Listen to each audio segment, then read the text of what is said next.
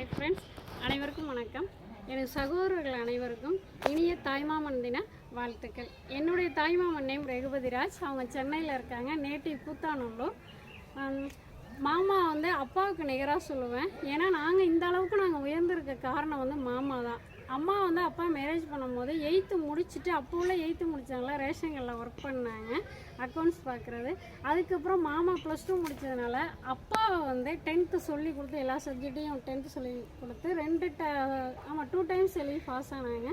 அப்படியே ப்ரொமோஷனில் அப்பா ரிட்டைர்மெண்ட் ஆகும்போது கோர்ட்டில் சூப்பரண்டாக இருந்து ரிட்டைர்மெண்ட் ஆனாங்க. இந்த அளவுக்கு வர காரணம் பேசிக் யாருன்னு பார்த்தீங்கன்னா மாமா தான்.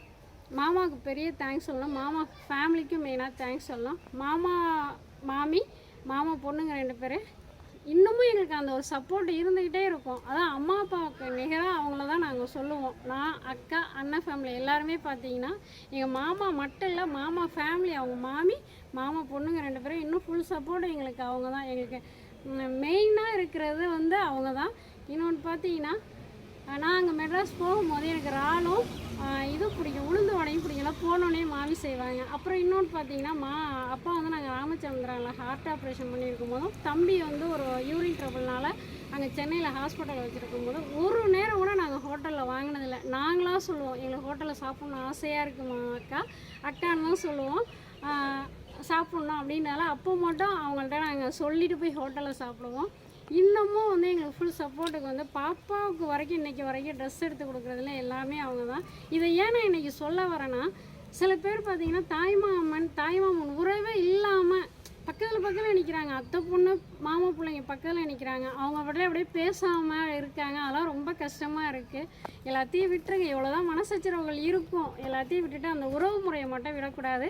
இன்னொன்று மெயினாக என்னை மாமா ஏமாற்றிட்டாங்க. இந்த வீடியோ மூலியமாக சொல்லிக்கிறேன். இன்னமும் அந்த கோவல்ல சொல்லிக்கிறேன். சின்ன பிள்ளையில காது குத்தும் போது, வேளாங்கல்லில் குத்தும் போது அக்காவுக்கு தொங்கல் போட்டு குத்துறாங்களாம். அக்கா 3rd படித்தாங்க. நான் ஃபஸ்ட் ஸ்டாண்டர்டு தான் படித்தேன். இன்னமும் அந்த ஒன்று மட்டும் அந்த அழுகுனது மட்டும் ஞாபகம் இருக்குது. 2 தொங்கல் தொங்குனிச்சு. எனக்கு என்ன பண்ணாங்க, நான் சின்ன பிள்ளைன்றதுனால சின்ன கம்மலாக காதோட கும்மல் மட்டும் போடுவதுறேன். இல்லை, எனக்கு அந்த கம்மல் தான் வேணும்னு சொல்லிட்டு அழுதுனால தற்சமயத்துக்கு அப்புறம் அங்கே என்ன பண்ணுவாங்க, வேளாங்கண்ணி போயாச்சு, வீட்லேயே நான் அந்த அடம் முடிச்சிருந்தேன்னா கூட அவங்க ஏதாச்சும் ரெடி பண்ணியிருப்பாங்க. அங்கே போய் அப்புறம் கவரிங் தொங்கல் போட்டு குத்துனாங்க. அதான் காது குத்தி அன்னைக்கு கவரிங் தோடு போட்ட ஒரே ஆள் நானாக தான் இருப்பேன் அப்படின்னு சொல்லி கிண்டல் பண்ணிடுவேன். மாமா என்னை ஏமாற்றிட்டீங்க காது குத்துன அன்னைக்குன்னு சொல்லிட்டு மாமாவோட பாட்டிகிட்ட தான் சண்டை போடுவேன். பாட்டிகிட்ட இன்னும் சண்டை போடுவேன். அப்பாவுக்கு அப்போல்லாம் வண்டி கிடையாதுல. ஆனால் இப்போ கேட்பேன், அதான் வரதட்சணை கொடுங்கன்னு சொல்லிடாதீங்க, நான் சும்மா சண்டை போடுவேன் பாட்டிகிட்ட. இதுமாரி எங்கள் அப்பா கவர்மெண்ட் ஜாபில் இருக்காங்க, ஏமாற்றிட்டீங்க, எங்களுக்கு வண்டி வாங்கித்தாங்க, நகையெல்லாம் கம்மியாக போட்டிங்கன்னு சொல்லுவேன். இருந்தாலும் சும்மா இது ஒரு விளையாட்டுத்தனமாக தான் இருக்கும். இன்னொன்று, அக்கா ஃபேமிலிக்கும் எங்களுக்கும் ஏன் மாமா சப்போர்ட்டாக இருக்காங்க, கஷ்டமாக இருந்தாலும் சரி, சந்தோஷமாக இருந்தாலும் சரி, 2லேயுமே அவங்க சமமாக பங்கெடுத்துப்பாங்க.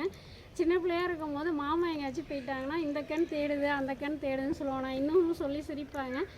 நாங்கள் ஏன் மாமாட்ட இவ்வளோ ரொம்ப அட்ராக்ஷன் இருந்தோம் அப்படின்னா, சின்ன குழந்தையில் அப்பா தஞ்சாவூரில் கோர்ட்டில் இருந்ததுனால எங்களை கொண்டு போய் பாட்டி வீட்டில் விட்டுட்டாங்க. பாட்டி கூட தான் இருந்தோம். அம்மா எங்களை பிரிச்சுட்டு வர என்ன காரணம் அப்படின்னா, அக்கா 6th மன்னார்குடியில் படித்ததுனால அக்காவும் அண்ணனும் பஸ்ஸில் வர ட்ராவல் கஷ்டமாக இருக்குன்னு கூட்டிகிட்டு வந்துட்டாங்க. கூட்டிகிட்டு வரும்போது கூத்தாலூரில் ஒரு பாலம் இருக்கும், பார்த்துருப்பீங்க, புது பாலம்னு சொல்லிட்டு.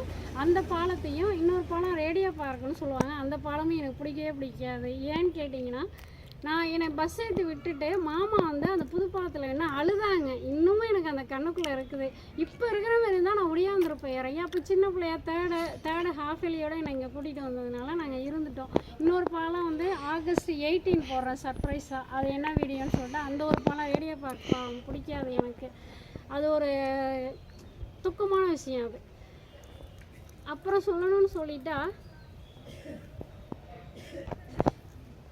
அம்மாவுக்கு அம்மாவோட பிறந்தது மாமா மட்டும்தான். அந்த காலத்துலேயே பாருங்களேன், பொண்ணுன்னா ஆணும் ஒன்றுமா இருந்திருக்காங்க. மாமி தான் எனக்கு ஃபஸ்ட்டு எடுத்தேன்னா முத்துமணி வாங்கி கொடுத்தாங்க. அப்புறம் வாட்ச் வாங்கி தந்தாங்க. அப்புறம் முதல்ல போட்ட சுடி மாமா மாமியும் சேர்ந்து தான் வாங்கி கொடுத்தாங்க. மன்னார்குடியில் கலர் வச்சு முதல் முத்துமணி டாலர் இது வரைக்கும் போட்டேன். கான்வென்ட்டில் போட்டிருந்த ஃபஸ்ட்டு நானும் அக்காவும் தான் போட்டோம். அதை இன்னும் நாங்கள் மறக்க முடியாது. இன்னொன்று என்ன சொல்லணும்னா, டேட்டு செப்டம்பர் 1 வந்து நானும் மாமா பொண்ணு பெரியவளும் ஒரே டேட்டு செப்டம்பர் 1 சேம் டேட்டு. இன்னொன்று அக்கா பையன் பெரியவரை வந்து ஜூன் 6, மாமா பொண்ணு சின்ன வந்து ஜூன் 12. அதுமாரி மேரேஜ் டேட் பார்த்திங்கன்னா சேமாக வரும். 3rd வந்து ஆகஸ்ட் 3 ஜூன் 3 வந்து அண்ணனுக்கு, ஜூன் 4 வந்து மாமாவுக்கு. எந்த அளவுக்கு நல்ல விஷயங்கள் சேம் டேட்டில் வருதோ அதே விஷயமும் ஒன்று இருக்குது. ஆகஸ்ட் 1 அண்ணன் நினைவுனா, ஆகஸ்ட் 18 வந்து தாத்தாவோட நினைவு. அதான் சொல்லியிருக்கேன் 18 வந்து ஒரு வீடியோ போகிறேன்னு சொல்லி கண்டிப்பாக அதை பாருங்கள். இது மாதிரி மனக்கசப்பு இல்லாமல் தாய்மாமனை அவங்களோட இது வரைக்கும் இருந்த கோவதாபங்களை விட்டுட்டு இனிமேல் பேச ஆரம்பிச்சிருங்க. இந்த வீடியோ பிடிச்சிருந்தா லைக் பண்ணுங்கள், ஷேர் பண்ணுங்கள், சப்ஸ்கிரைப் பண்ணுங்கள். என்னோட பாப்பா அங்கே நினைத்து சொல்கிறேன், என் மாமாவை பற்றி சொல்லலைன்னு. 1.25 வயசு வரைக்கும் அவங்க மாமாவை திணறி கூப்பிட்டுக்கிட்டு இருந்தா. அப்போயே வந்து எல்லாத்தையும் கேட்டு வாங்கிப்பா அண்ணங்கிட்ட. இப்போதைக்கு வந்து நல்லா தெளிவாக பேசும்போது அண்ணன் இல்லை. அது வந்து அண்ணன் பசங்க சொல்லியிருக்காங்க, அவள் என்னென்ன கேட்குறாளோ எல்லாமே நாங்கள் செய்கிறாக்கா. இப்போ தான் படிச்சுட்டு இருக்காங்க. அதெல்லாம் பெரிய பையன் வந்து காலேஜ் படிக்குது, சின்னது வந்து இப்போ தான் 10th படிக்குது. அவள் என்னென்ன கேட்குறாளோ அப்பா செஞ்சதுனா நாங்கள் கூடயே செய்வோன்னு சொல்லுவாங்க. அதுமாரி மனக்கசப்பு இருந்தால் விட்டுட்டு அது ஒரு சைடு அப்படியே ஒதுக்கி தள்ளிடுங்க. அந்த உறவு முறை வந்து நீடிக்கிற உறவு முறை. தாய்மாமன்றது எவ்வளோ பெரிய கெத்து தெரியுமா? அதான் அண்ணன் உங்கள்கிட்ட சொல்லியிருப்பேன். அண்ணன் சொன்னாங்க இது மாதிரி காதல் படத்தில் வந்து பாப்பா பெரியவளானா அப்படி தான் வருவேன் அப்படின்னாங்க. இன்னொன்று பார்த்தீங்கன்னா, நான் பெரிய பொண்ணு ஆனதுக்கப்புறம் மடியில் வச்சு தாத்தா சாப்பாடு விட்டுனாங்க. ரிலேஷன் வந்தவங்களாம் திட்டினாங்க, என்ன இவ்வளோ பெரிய பொண்ணாகிட்ட மடியில் வச்சு சாப்பாடு விட்டுறீங்கன்னு. அந்த பாசம்லாம் எங்களுக்கு இல்லாமல் நாங்கள் நிற்கிறோம். அதனால் இருக்கிற நீங்கள் தக்க வச்சுக்கங்க கண்டிப்பாக. ஓகே, பாய். உங்கள் உஷா.